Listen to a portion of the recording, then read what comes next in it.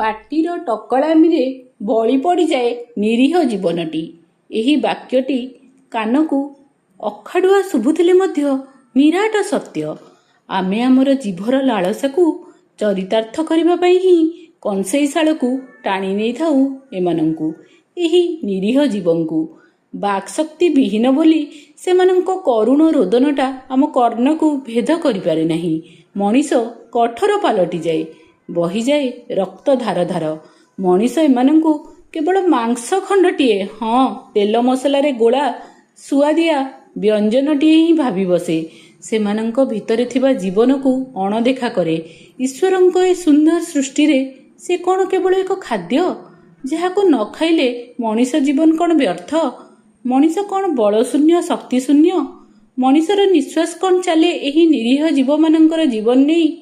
ଇଏ ଏକ ବିରାଟ ପ୍ରଶ୍ନବାଚୀ। ୟାର ଉତ୍ତର ଦେବା ପାଇଁ ଏ ମଣିଷ ସମାଜ ଅସମର୍ଥ।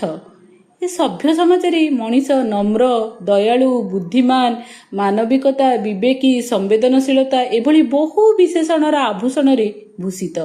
ଏତେ ସୁଗୁଣରେ ପରିପୂର୍ଣ୍ଣ ମଣିଷ କିପରି ଅନ୍ୟ ପ୍ରାଣୀଙ୍କ ଉପରେ ଦୟାଭାବ ପୋଷଣ କରିପାରେ ନାହିଁ? ଆମର ସଭ୍ୟତା ଉପରେ ମଧ୍ୟ ଏକ ବିରାଟ ପ୍ରଶ୍ନବାଚୀ। ଭାଷାହୀନର ଯନ୍ତ୍ରଣା ବୁଝିବାକୁ, ଶୁଣିବାକୁ ଆଜିର ଭାଷାବିତ୍ମାନେ ପାଲଟି ଯାଇଛନ୍ତି ମୂକ ଓ ବଧିର।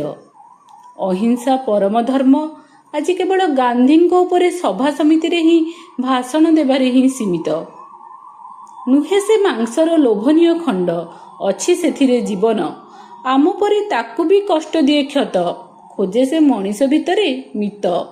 ତା ରକ୍ତରେ ଭିଜେ ଧରଣୀ। ହଜିଯାଏ ସବୁ ମାନବିକତା। ବୁଝେ ନାହିଁ ଏ ନିଷ୍ଠୁର ମଣିଷ ଜୀବେଦୟାର ସାର୍ଥକତା। ମୂକ ସେ ଜୀବର କରୁଣ ଆଖିରେ କେତେ ଯେ ମିନତି ଭରା। ଜିଭର ଲାଳସାରେ ଅନ୍ଧ ଆମେ ପାଲଟିଛୁ ରକ୍ତମୁଖା। କଂସେଇଶାଳର ଧାରୁଆ ଛୁରୀରେ କଇଁ କଇଁ ହୋଇ କାନ୍ଦେ ନିରୀହ ଜୀବନ, ନିରୀହ ଆତ୍ମା। ମଣିଷ ପଣିଆକୁ ନିନ୍ଦେ। ଉତ୍କୃଷ୍ଟମାନର ଖାସି ମାଂସ ପାଇଁ ମୟୂରଭଞ୍ଜ ଜିଲ୍ଲା ଖୁବ୍ ଆଗୁଆ। ମୁଢ଼ି ମଟନ, ଚକୁଳି ପିଠା ମଟନ, ପାରମ୍ପରିକ ଖାଦ୍ୟ ମାଂସ ପିଠା ପାଇଁ ମୟୂରଭଞ୍ଜ ଜିଲ୍ଲା ପ୍ରସିଦ୍ଧ।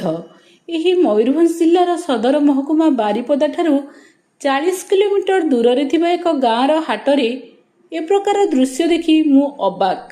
ଦୁଃଖୀ ହେବି କି ଖାଦ୍ୟର ଲୋଭରେ ଖୁସି ହେବି କହିପାରୁନି। ହାଟରେ ପ୍ରବଳ ଜନଗହଳି। ଶନିବାରର ଏହି ହାଟରେ ବହୁ ବେପାରୀ ଛେଳି, ମେଣ୍ଢା, କୁକୁଡ଼ାମାନଙ୍କୁ ଆଣି ଗରାଖ ହାତକୁ ଟେକି ଦିଅନ୍ତି। କିଛି ସମୟ ବେଶ୍ ମୂଲଚାଲ ହୁଏ। ଚାରିଆଡ଼ୁ ବିକଳ ରଡ଼ିମାନ ଶୁଭେ। ଦଉଡ଼ିରେ ବନ୍ଧା ହୋଇ ଗାଡ଼ିରେ ଲଦା ହୋଇ ଆସିଥିବା ଏହି ଜୀବଗୁଡ଼ାକ କ'ଣ ବାସ୍ତବରେ ତାଙ୍କ ମରଣ ସୁନିଶ୍ଚିତ ବୋଲି ଆଗରୁ ଜାଣି ସାରିଥାନ୍ତି, ନା କ'ଣ କେଜାଣି? କିଏ ଜାଣେ? ବାସ୍ କିଛି ସମୟ, ତାପରେ ହାଟ ଶୂନଶାନ। ରବିବାର ବଣଭୋଜି ହାତଠାରି ଡାକେ। ରବିବାରଟାରେ ଭୂରି ଭୋଜନ ହୁଏ। ବନ୍ଧୁବାନ୍ଧବମାନେ ବି ସ୍ୱାଦିଷ୍ଟ ଖାଦ୍ୟରେ ଆପ୍ୟାୟିତ ହୁଅନ୍ତି। ଜୀବନଟିଏ ଜୀବନ ଦେଇ ଚାଲିଯାଏ କାହିଁ କେତେ ଦୂର, ଏ ମୂର୍ଖ ସ୍ୱାର୍ଥପର ଲୋକମାନଙ୍କଠାରୁ ବହୁ ଦୂରକୁ, ବହୁ ଦୂରକୁ।